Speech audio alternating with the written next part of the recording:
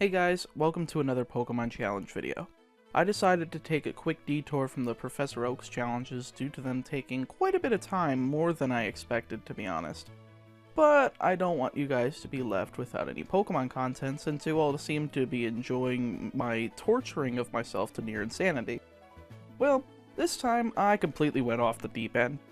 After seeing MysticUmbreon's challenge on if you can beat Pokemon Ruby and Sapphire with a single Luvdisc, it got me thinking, is this possible in any of the other games? So I decided to attempt it on Pokemon Platinum since I knew I had some extremely high levels near the game, and it made me think it would be impossible. Do you think it's impossible? Well, let's find out when I complete Pokemon Platinum with a single Luvdisc. Before I go on, I'll say now that I will be capturing a Bidoof and a Togetic for HM slaves, seeing as this game has 8 different HMs, and I can only put Surf on Luvdisc without sacrificing other moves that I'll probably need. Bidoof evolves into B-Barrel, so I'm able to use it for Rock Smash, Cut, Waterfall, and Strength, whereas Togetic I can get from hatching an egg in Hearthome City, which gets me a Togepi and then I evolve it, of course. Luckily, it's able to learn Flash, Fly, and Defog, giving me all the moves that I'll need for this adventure. We do all of the normal things, naming myself Chaotic and my rival the default name Barry. I get up to the point where we choose our starter and I chose Luvdisc. I modified the game so I could choose a level 5 Luvdisc as my starter, replacing Piplup and leaving Turtwig as Barry's starter. Now you may be asking, wait a second, why wouldn't you want Barry to have an Infernape instead? Well, Barry's team actually forms around his starter, and it makes it so that he has more Pokemon that'll be super effective against later on. So I'll battle Barry and manage to beat him since although Luvdisc is very weak, it has Charm, a move that allows the opponent's attack to be reduced by 2 stages. I get the running shoes from my mom, and go to Lake Verity with Barry, meeting the Team Galactic boss, Cyrus. He doesn't really do anything important yet, so I'm able to head on over to Sandgem Down and nickname my Luvdisc. I went with the nickname Blackheart, since I love Tommaso Ciampa, and his latest run in NXT before he got injured was amazing. I have to go back to tell my mom that I'm going on an adventure, and they get shown how to catch Pokemon by Dawn. I literally only have to catch 2 other Pokemon in this run. I don't need this tutorial. Ahem. Get me back to the game, please. I'm just gonna say now that none of the regular battles gave me any trouble. Most of them were down in 1 or 2 hits, and double battles really weren't that much of a problem either, seeing as I eventually got Surf in order to take them down in droves. I arrived in Jubilife Town and ran into arguably the most important character of all of Pokemon, Looker. I also fought through the 2 trainers in the trainer school and gave Barry a town map and received the Pokedge after doing so. Skipping ahead, I'm able to get HM6 Rock Smash from a hiker along the way, and I make sure to catch an HM Slave Bidoof like I said earlier so I could use it outside of battle. But only after I defeat Roark, the Orberg gym leader. I talk to him in the mines, and immediately travel to the gym to fight him.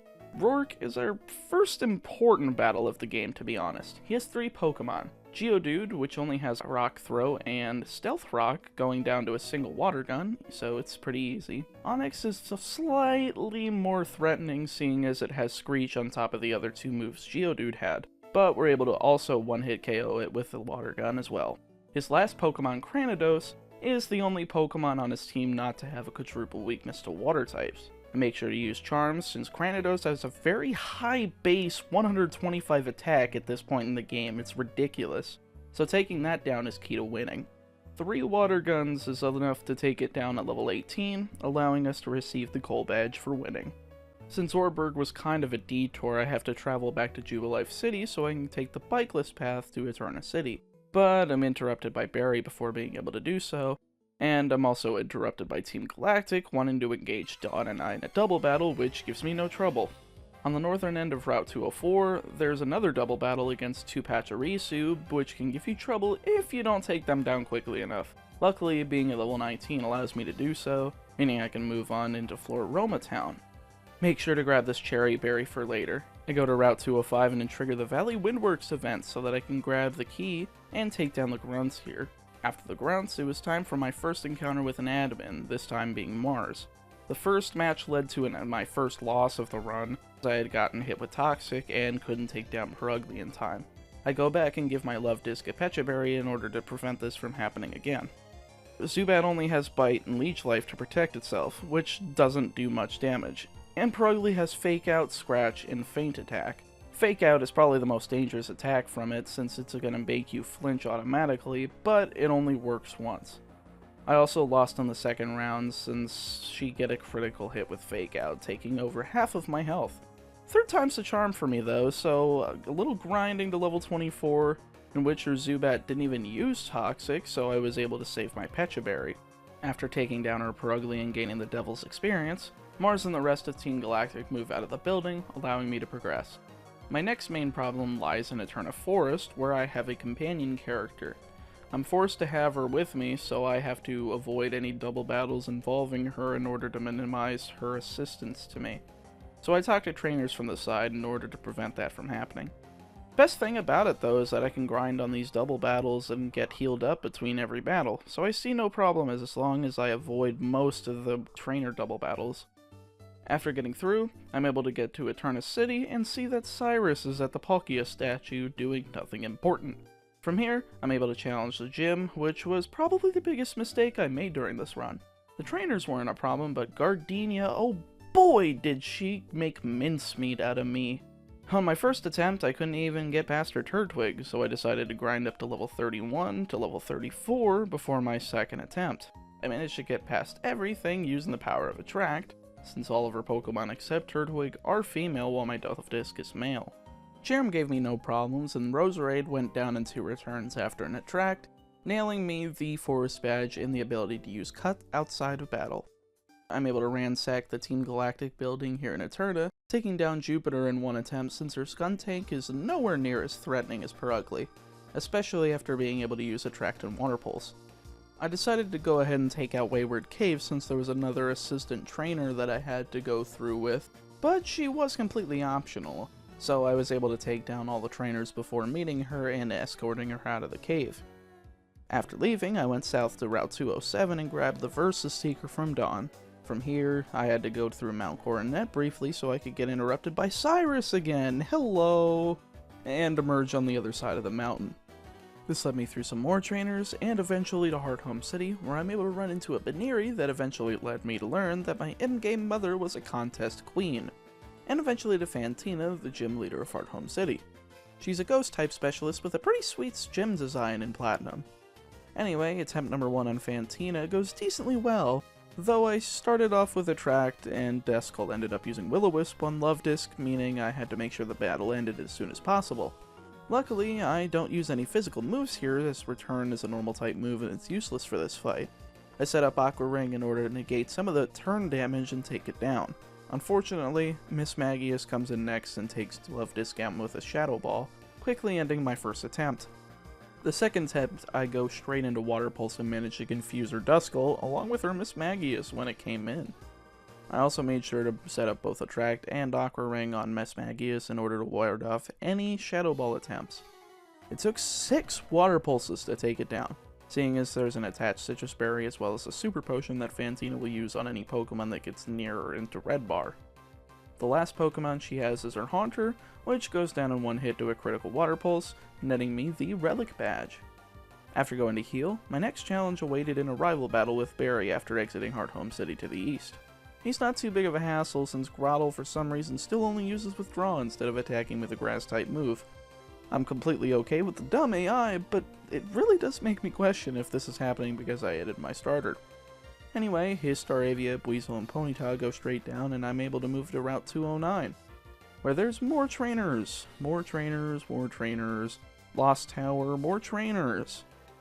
Route 215 allows me to make it to Veilstone City, where I'm finally able to get Ice Beam. Oh my god, it's 10,000 coins! In order to get Ice Beam right now, I have to spend 200,000 Poké Dollars to get it. So I spend all of my money on coins, only to get a measly 2,800.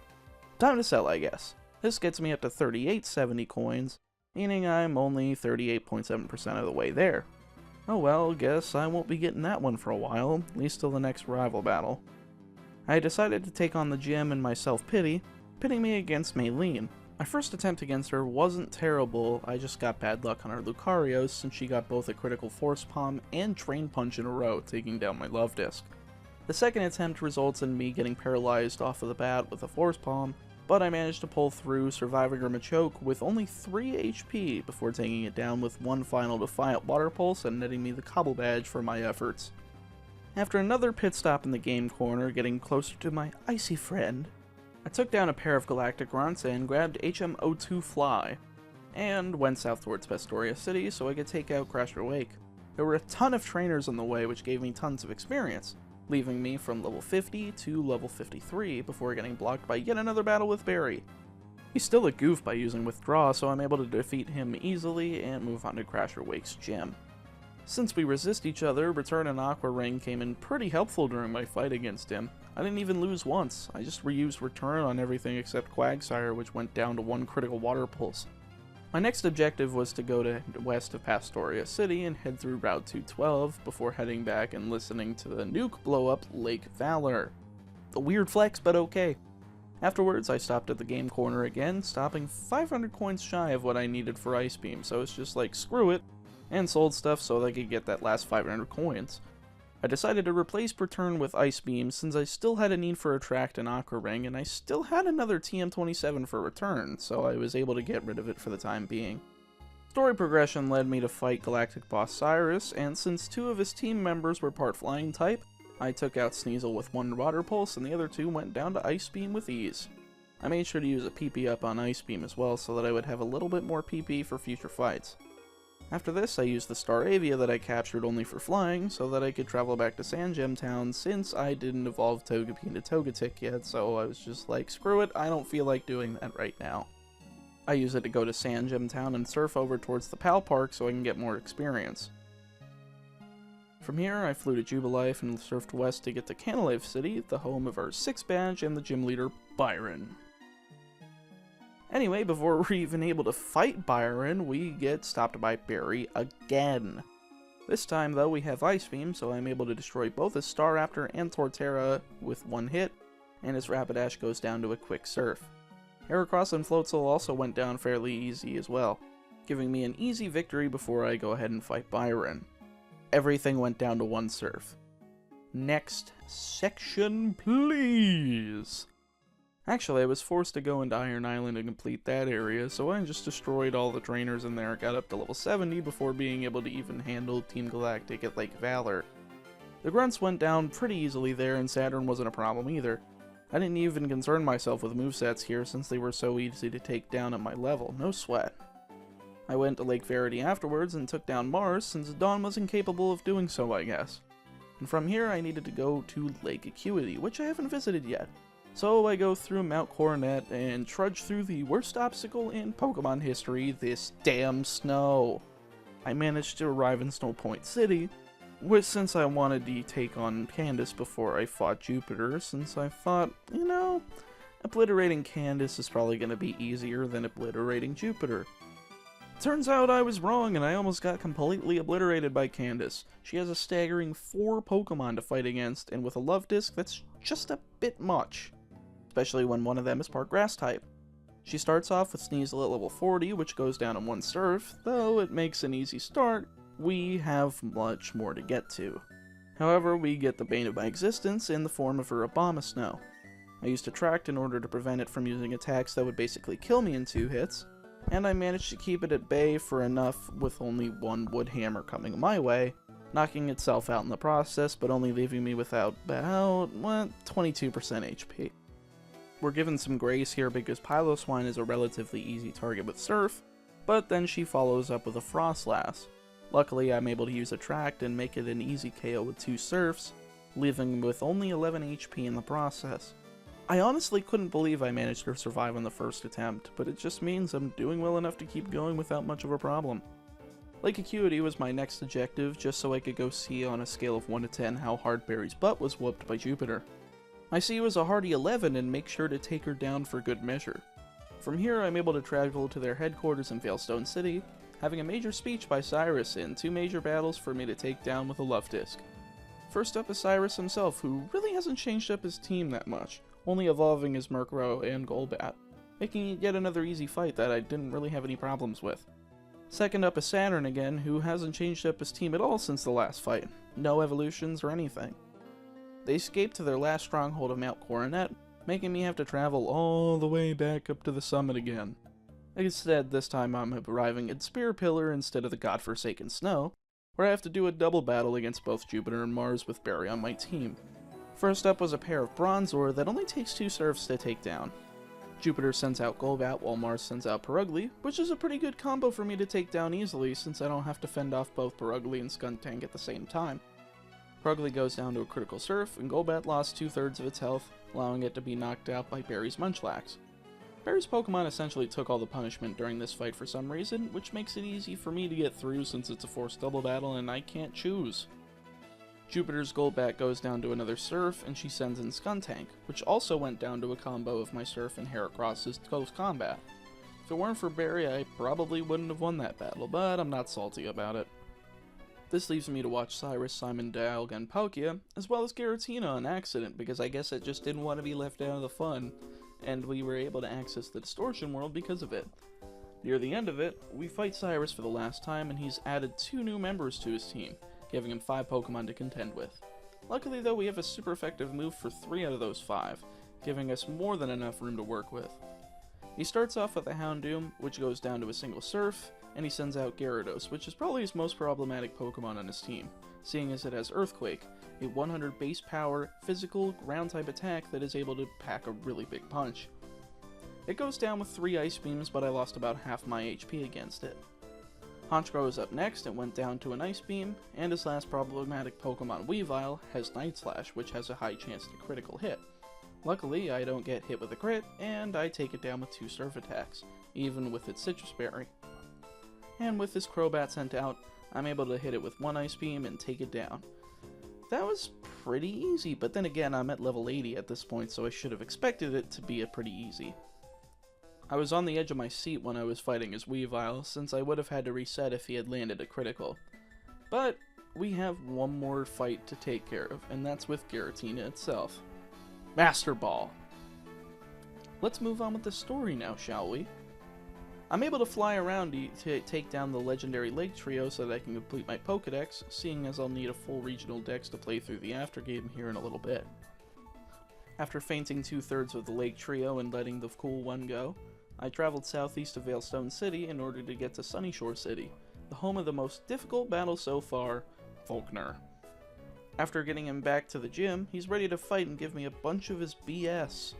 First things first, I gave Luvdisc a Cherry Berry in order to prevent paralysis, since I knew his Jolteon was going to go for Thunder Wave on the first turn, allowing me to take it down with 2 Surfs and an Ice Beam with no damage.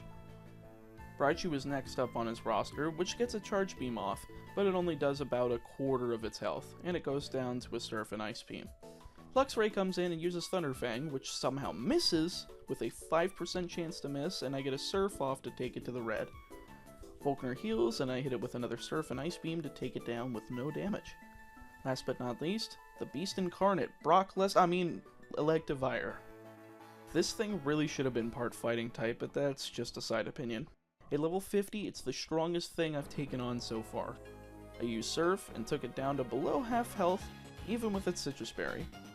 Thunder Punch took over 100 HP from me, but I managed to live with about 28 HP and took it down with 1 more Surf, netting me a hard-fought victory against Volkner and getting the Beacon Badge.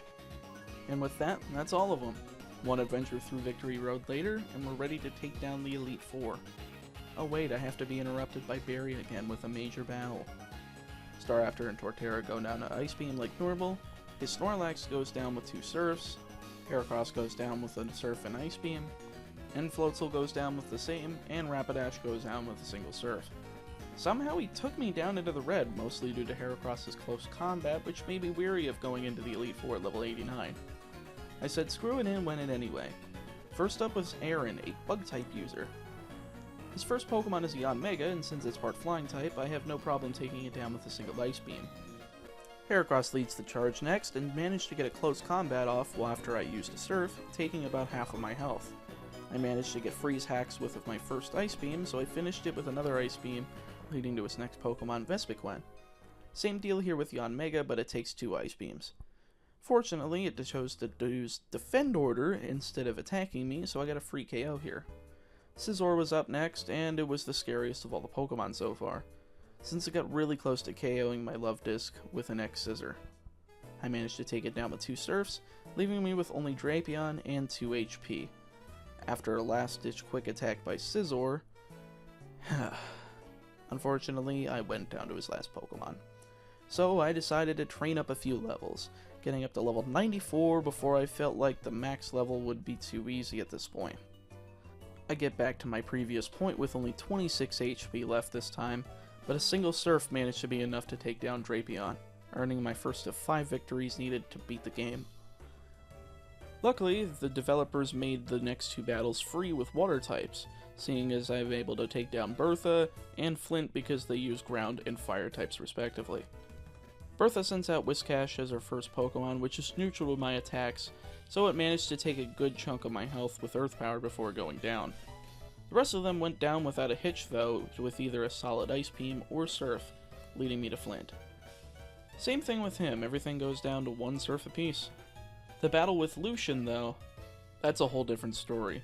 He was probably the hardest battle in the Elite Four, seeing as I actually had multiple Pokemon in Cynthia's team that would be weak against some of my attacks, but not here. His Mr. Mime goes down without any damage to me, and his Alakazam also goes down to 1 Surf, but it has Energy Ball, a great coverage move for it, and since I'm weak to it, I lose almost half of my health. In comes his Gallade, and I go down to a critical Leaf Blade. The next battle I managed to get into his Bronzong with only 1 HP, going down to an easy Earthquake. I got desperate, so I used my 4 rare candies that I had to get up to level 99, and even that didn't work. I went back and rebattled the first 3 members in order to get to the max level, and even then I still struggled against Lucian. At that point I was able to one-hit KO his Mr. Mime with Surf, and then his Alakazam with Ice Beam, but it still wasn't enough. After about 10 tries, I could defeat him, and even then it was a fluke. I get Freeze Hacks on Gallade, and took down his Bronzong and Espeon with 2 Surfs apiece to finally get through the Psychopath. Get it? Psychopath? Psychic-type Pokemon? I knew I was a joke genius. Lastly, there's Cynthia. Fortunately, she didn't even really have any Pokemon that were a problem for me to take down. I lost to her the first time since I got poisoned, but I was able to get around that in the second bout. She leads with a female Spiritomb, allowing me to use Attract on it and set up Aqua Ring so I'm able to continue to restore HP. It goes down to an Ice Beam and Surf, which leads her to send out Roserade, and it goes down with 1 Ice Beam as well. Leading to Togekiss. I tried to one-hit KO it with Ice Beam, but it wasn't enough. It's able to get a Shockwave off and a full restore before it eats an Ice Beam and Surf and then goes down. Her Garchomp is actually pretty harmless since I outsped, taking it down with a single Ice Beam. The most threatening member on her team, though, is her Lucario, and since it's able to deal a massive amount of damage in a short period of time, I needed to get it quickly off the field. I managed to take it down with 2 Surfs, leading to her last Pokemon, Milotic. It actually takes quite a few minutes to take it down into the red, and then she uses a full restore, making me spend another couple of minutes to take it down and evade the mirror coat that could potentially destroy me, allowing me to end the battle with nearly full health due to the immense amount of Aqua Ring recovery that I received. I'm inducted into the Hall of Fame, get my ring, and get out of Dodge. Ready to take on the post-game? Because I am. Immediately I'm able to travel to Sand Gem Town and complete regional decks intact.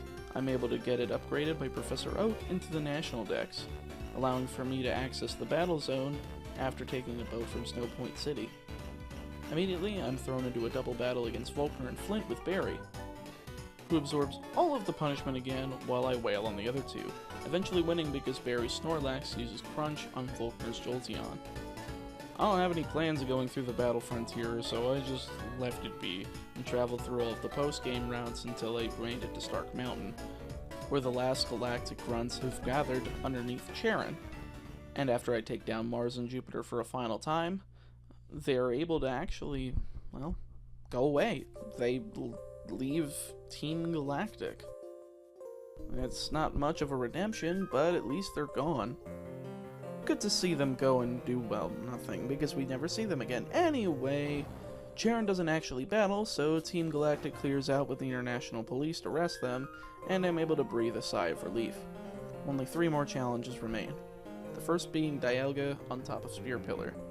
I decided I wanted Luvdisc to rule the time and space, so I had to defeat Dialga with a few ice beams, barely hanging on with 7 HP before harnessing the power of the time travel. It's not Thanos. My Luvdisc isn't Thanos, guys. The second of these challenges, Palkia, wasn't too hard either since he was a water type and didn't really have much else to use against me other than Spatial Rend, which it decided was too powerful to use on a Luvdisc. But that was his mistake, as I ripped its power away from it. I decided to take down the most challenging single-player trainers in the game as my final challenge. The second round of the Elite Four. Oh god.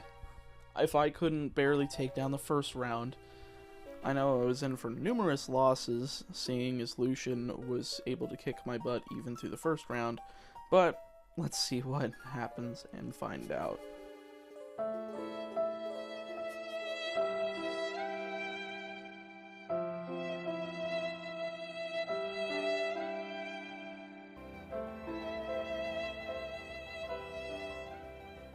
Ah, yes. Double team. I'm sorry, but I really couldn't finish this challenge without this TM. I tried, and I just kept losing. I must have lost 50 battles before I tried this. The funniest thing about this strategy is that the AI decides to use it on me, since Aronzion Mega ends up having double team and repeatedly uses it on me. I also gave Luvdisc the Life Orb so I could one-hit KO those few fringe Pokemon that would survive with just a few HP normally. And with 2 Surfs, I managed to take down his level 69 Drapion at the end to move on to Bertha. She's also not too different either. Setting up 6 double teams and sweeping her team with a mix of Surf and Ice Beam made it pretty easy, though her Whiscash again gave me the most trouble, having that water typing. Other than that, her Gliscor, Golem, Rhyperior, and Hippowdon go down pretty easily, getting me another win. Flint goes down with no trouble either, since everything goes down to a Life Orb boosted Surf. And here we go again, Lucian. This time, however, my double team shenanigans worked pretty quickly, only netting me 1 loss against him this time. Absolutely nothing hit me during my second round 2 fight with him, allowing me to pick up the win with nearly full health, as Aqua Ring would recover health after I'd lose it from Life Orb. And finally, the last battle of this run, Cynthia round 2. This match went pretty much the same way as my last few fights. I lost twice before I finally got rolling, finally getting to her Togekiss as she saved it for second to last this time. I took it down with a Surf and Ice Beam before getting to that dreaded Milotic. This was the longest battle I've ever had. This literally took like 15 minutes before it went down, as I had to keep using the PP from Aqua Ring and Double Team so that I could recover HP and finally take it down using Surf and Ice Beam. I'm able to take it down and finish the challenge, proving that it is possible to beat Pokemon Platinum with a fully charged Luvdisc. Wow. As much as I didn't want to use that double team technique, I knew that I wasn't going to be very entertaining once I did, so I tried to take down as much of the game as I could before getting to the Elite Four round 2. Luvdisc's base stats were just so bad that I couldn't keep up with Pokemon that were in the 70s and fully evolved due to their higher base stats.